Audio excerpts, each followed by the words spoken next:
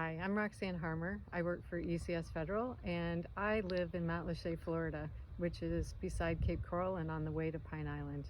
Do you mind me asking what actually led you to volunteer down at Matlacha and really where you started volunteering? I've always had a heart for volunteering. I worked for the Red Cross when Hurricane Charlie came through in 2004, and I saw a real need the day after the hurricane went through here. So I went down to Northport and got connected with a group that was doing water rescue, and we set up a distribution center and really ran supplies back and forth from Sarasota to Northport because there were no resources at the time. How far is Sarasota to Northport, if you don't mind me asking? It's approximately an hour. Okay. What got you involved in volunteering? Was it family volunteering? Like, did you just grow up with it in your household? I more of a personal desire to help people, Great. and especially people that are displaced with major storms and hurricanes.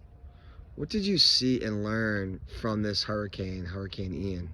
Well, when we first got down to Matlacha and arrived on the island, it was horrific. You can't even describe it. You can see the pictures, but you don't really understand the true impact to a community until you're standing on the streets and you're seeing them searching in homes for survivors.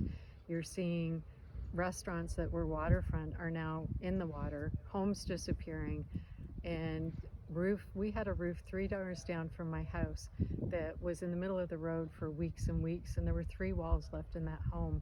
And just down the canal from me, people had taken on 3 to 4 feet of water in their homes. So it just was devastating and emotionally devastating for these people that came down and or walked out of their homes and were seeing the overall destruction to the island those next few days.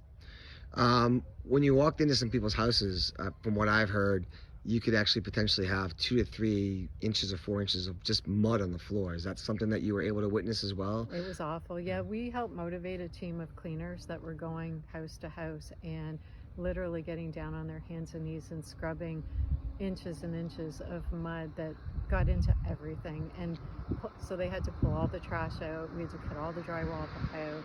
It was significant, and it changed. How many houses on Matlacha? There's about 400 homes on the island. How many houses, what percentage do you think were destroyed? Probably 100% of every house was touched and impacted by the hurricane. And not to mention the fact that you couldn't get to the island because the bridge and the road to the bridge had washed out. What did you see for people flying in from all over the country, from what I've heard? The overwhelming response from people outside of the area was awe-inspiring.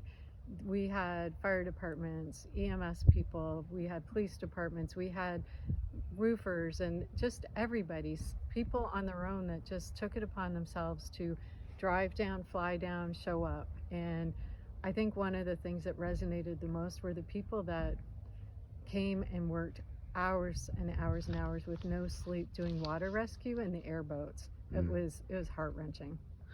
What is the charity that you and ECS is actually supporting?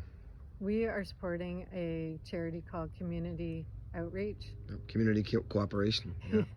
We're supporting a community cooperative, which is an organization that's based in Lee County for Cape Coral and the area, that provide meals to homeless people, to residents. So they have a mobile kitchen where they can go around and provide support and meals and funding to the people that have been impacted by the hurricane. I remember seeing you and your crew at the beginning of the storm right after Hurricane Ian hit. I think I saw you at a store. How much cold cuts did you guys go through in the first couple of days? So what we did is we established a tent and a way to feed the people on the island on the main road in Matlacha.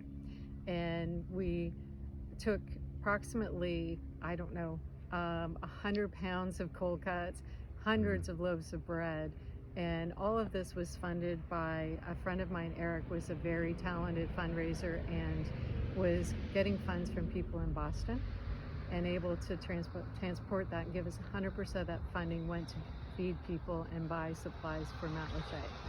So we, in the course of 2 days, with 5 people and 2 bicycles. We fed anybody that was going through Matlacha, that was on Matlacha, and we were able to touch so many lives just to say, hey, we're here to support you and we care for you. So bicycles, you guys were kind of like your own little Uber delivery service? Yes, up and down every street. You couldn't get through with cars at the time because there was just destruction everywhere, and there were roofs, there were nails, it was dangerous to Poles, drive. wires.